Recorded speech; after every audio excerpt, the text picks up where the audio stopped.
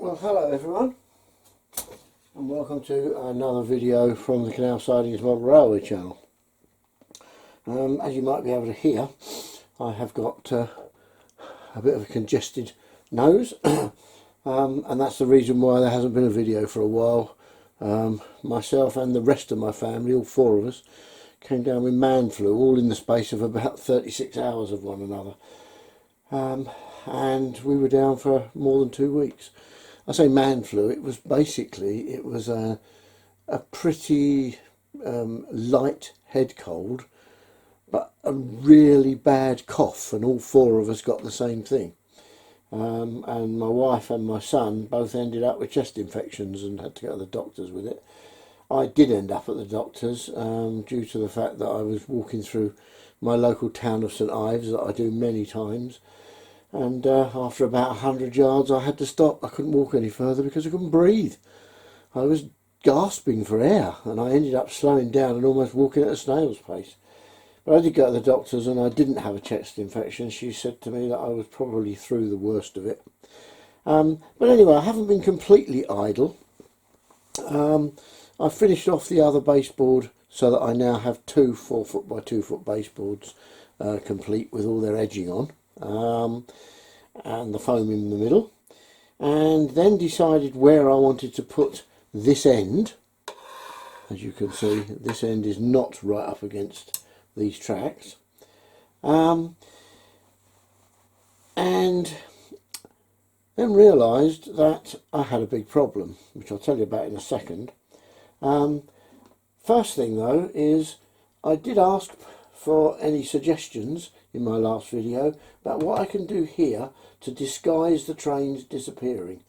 So I can't move this or any of that wiring that's up there, which I don't know how much of that you can see,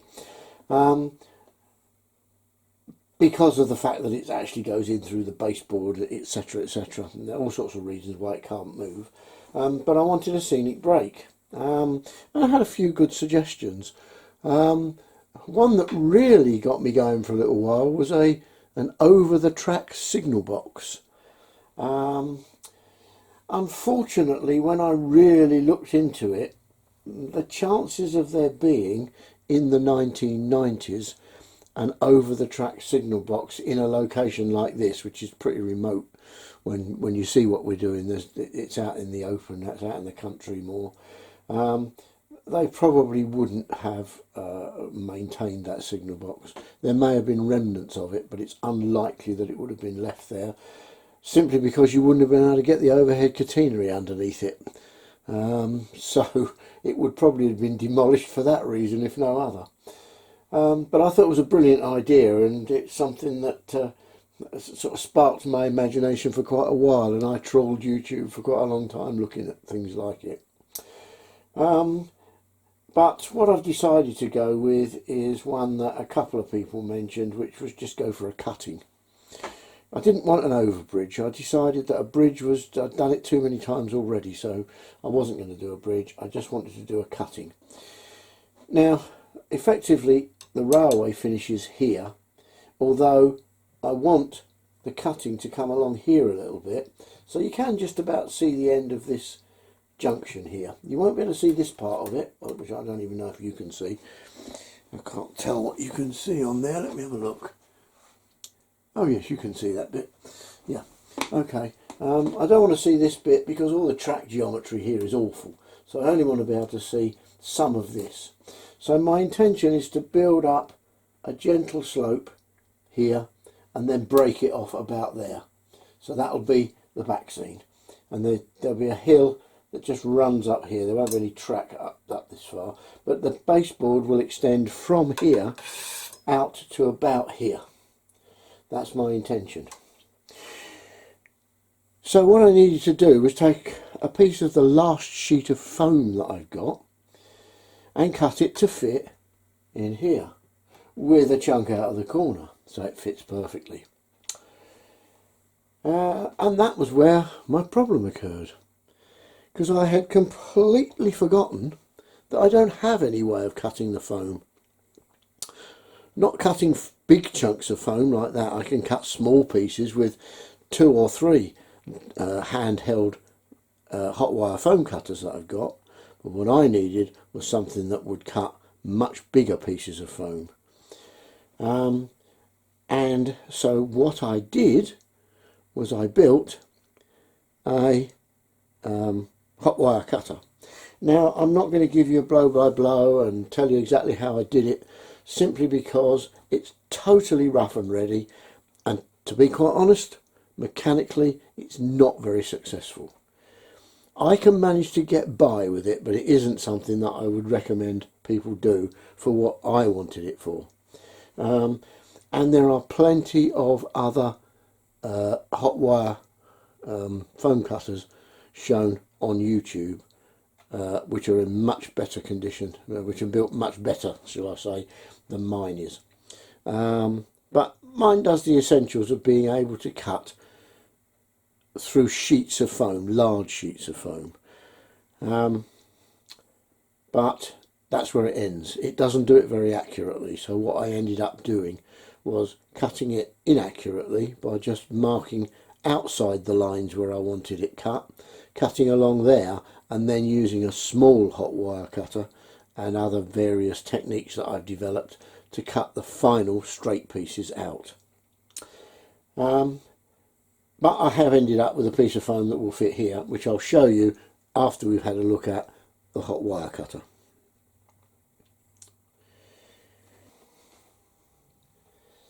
So this is what's taken most of my time over the last 2 or 3 weeks since I last did a video. My hot wire foam cutter. The wire is running down here. This contraption here allows me to clamp it, and I can slide this backwards and forwards along this piece of steel rod so I can get it vertical. And I've got it vertical in all directions. Its biggest problem is this. It's just got too much spring this way. It's nice that it's got a bit that way because it puts a good tension on the wire, but this way it is hopeless. You can see it's shaking. Now you have to actually stop it shaking before you start doing a cut. It doesn't shake during the cut, but it will bend over that way, and as soon as the wire bends over in any direction, then you run the risk of a cut that is no longer vertical. It's great for cutting small pieces down here freehand, it's always vertical, but as soon as you try to cut a thicker piece, and if you push too hard, then you get problems. I have found ways around it and over it, but as I say, basically what I do is I use it to allow me to get the basic shape that I want cut, and then do the final cut with a much smaller foam cutter that I've had for years that will not cut big sheets but will cut thin pieces off. So if I've got a piece of foam and I want to cut a piece like that off, then my little foam cutter will cut that perfectly. And all I need to do is stick a piece of wood either side of the main area and then run the cutter along those 2 pieces of wood, and I get a straight cut. And there's a cut that's been done that way. I don't quite know what they are. It's been rested on something. Whoops, sorry, that was me hitting the camera. So I'll give you a quick rundown on how I built it, but nothing much. This is a bit of 1/4 inch mild steel rod, which is mounted onto this piece of old style chipboard, laminated chipboard. Old style because the laminate material is really hard on it and very slippery. The rod comes through here and it's just clamped in various places on there so that it doesn't move, which of course it doesn't stop it from springing about. And then you've got the power to each end of the wire, one to there and one to here where the wire is clamped at the other end. The electrical parts of it are all on this front panel, which I'll show you before we talk about it. So I have a socket here which takes the 12 volt input, I have a panel meter here, which is a 2 display, shows volts at the top, current at the bottom. This is the adjuster for getting the voltage and current that you need. This switch switches it on and off, or you plug into that socket a foot switch and you can control it with your foot. So here's the foot switch. Just picked it up off Amazon, cheap as chips, and rewired it with one of these figure of 8 mains leads, which just plugs in to that socket that we mentioned before. You put it on the floor, tread on it, it's on, release it, it goes off. Simple as that. And it's all controlled by this 12 volt 6 amp power supply, which again I picked up off Amazon. Doesn't matter what you use, it's all irrelevant. As you can see, it's rough and ready as hell. There's the circuit diagram. If you can understand that, then you're a better man than I am, because it's a real mess. Let me put it in the middle of the screen, try and get the light to shine on it. That's my scribbled circuit diagram from which I built it. And what it consists of, as I say, is this bit of chipboard with some bits of 2x1 from the old railway baseboards, and along the front here you've got the 12 volts coming in, which goes to this PWM controller, which allows you to set the voltage and hence the current.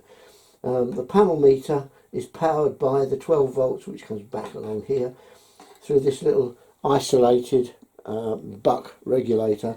Takes 12 volts, converts it to 5 volts, and these are the 5 volts that drive the panel meter. That way I don't have any difficulties with the grounding of the panel meter or anything. And then this socket has these 3 wires, black and red measure voltage, and black and yellow measure current. So the wire current runs through the black and yellow, and they go to here, and well, you know, as I said, I'm not going to do a blow by blow, but essentially what I do, and this won't show up on the video, so I'm not going to power it, but essentially what I do is I switch it on with no wire connect, with the wire not having any current, and I adjust this voltage. Now I'm using 24 gauge wire. I know that 24 gauge wire needs 2.9 amps to heat up to the required 600 degrees Fahrenheit. I know that because I looked it up on something that I'll show you at the end of the video, at the end of this section, that you can use to design your own and help you design your own if you wish. But I know I need 2.9 amps through 24 gauge wire. This is Nichrome 24. It's Nichrome resistance wire, my 2.9 amps comes by adjusting this so that I have a certain amount of open circuit voltage. Now I happen to know that open circuit voltage is about 5.7 volts. So I set this to 5.7 volts, then I plug in here, click the button, and the voltage drops, but I can see the current come up to 2.9 amps, and the wire gets hot. And if I then take my foot off the pedal, the wire cools down again, and I can get my job out from it. As I say, that's it. That's all it does. That's all I'm going to talk about, because this is not a video telling you that. It's just that this is what took my time. For anybody who does want to do it, then have a look online. Luke Towan has got one that looks very similar to this, and there's somebody else who's made what he calls the ultimate hot wire foam cutter, which is pretty damn good if you've got all the extruded aluminium parts that he uses. He happens to have those in stock, as I often find I do.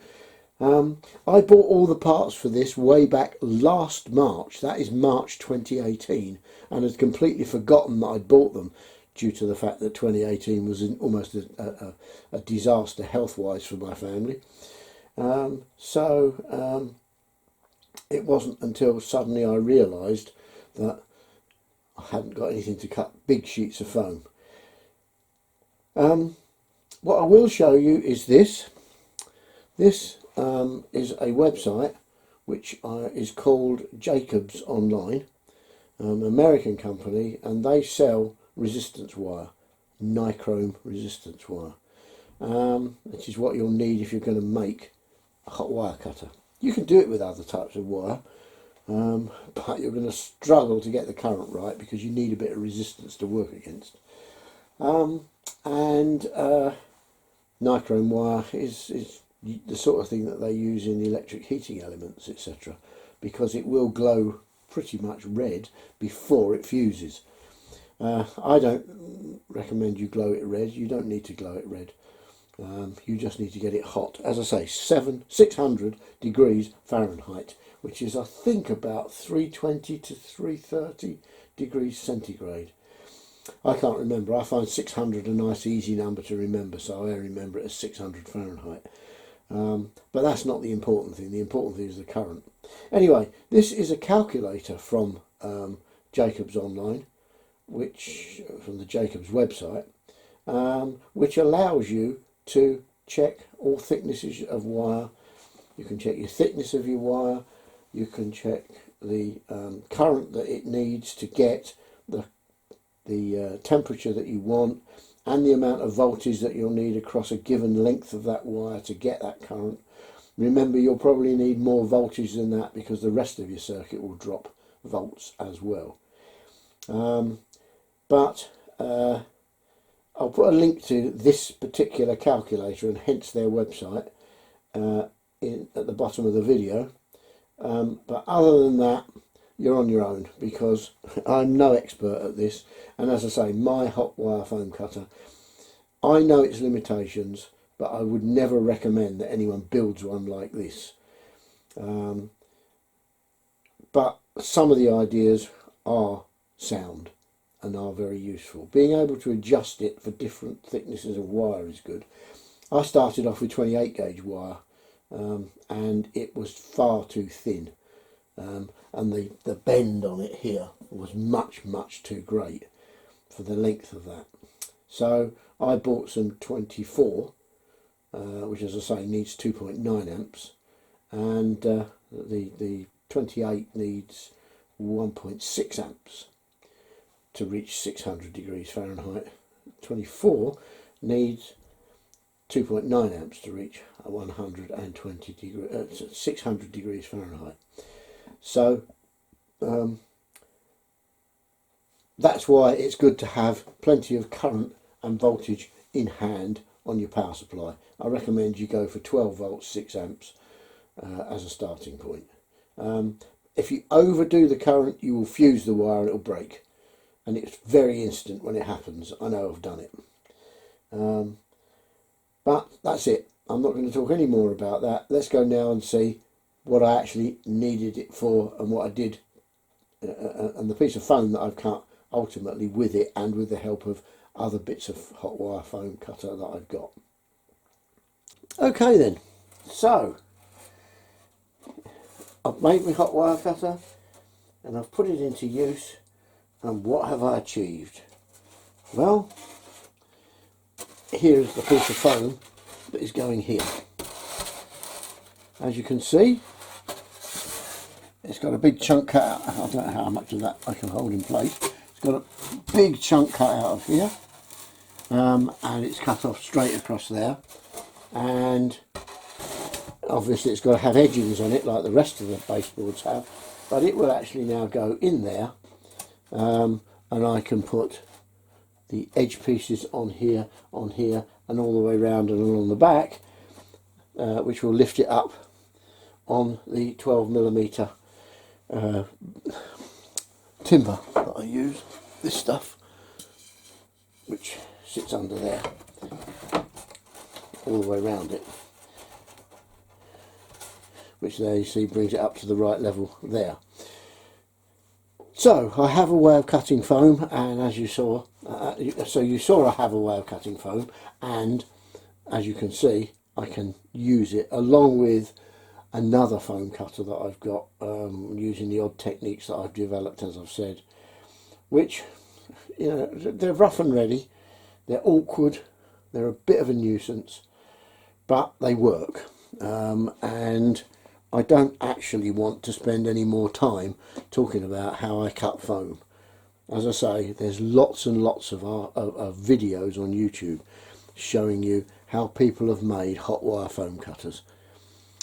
All I will say is that it's worth having a go, and if you want to do something like this, you'll probably need one or two of them. Okay, so that's that bit. I'm just going to take that out from there because I don't like leaving the foam all crooked. Take that piece out and drop it back down there. So this is now ready to accept the junction that goes from this track to the third track here, which is the entrance to the loop, and that track then disappears off round behind there, and as you know, I'm hoping to be able to connect it back behind where we're looking at the moment.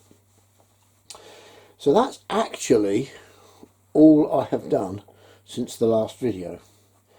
And while I had a piece of foam that I'd cut out of the corner of my big piece of foam, I decided to experiment with what I needed to do to get my points to mount on here.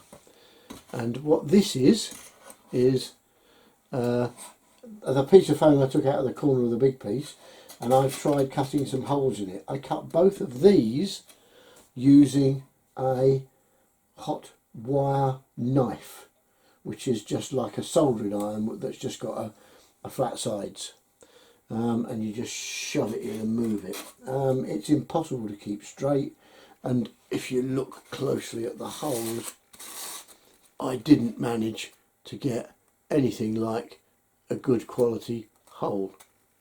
So that was a failure, and I need to do a lot of these because I need to put my points in there with my point motors on them. And the way I cut this out eventually, not quite the right size and shape, but it's close, but the way I cut those out eventually was just with a large knife, and that is just cut with a knife, thrust through and just waggled about backwards and forwards until it met the corners of what I'd drawn on here. So that's something else which I have been playing with. How the hell am I going to get my points to do what I want them to do, which is drop into the foam with their point motor, their servo mounts on. There's my answer.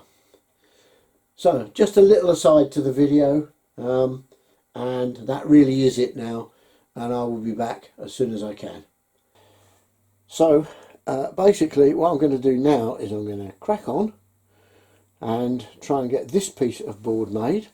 I've got to build another piece which also got a big chunk out of the corner for the other end of this straight run, and then there's a lot of foam to work on with the drop section at the end, but that will come in a later video. So I'm going to wind the video up now. I hope it hasn't been very long, because the intention was it was going to be quite short, and I'll say thanks for watching, and hopefully it won't be too long before I'm back again. So bye for now.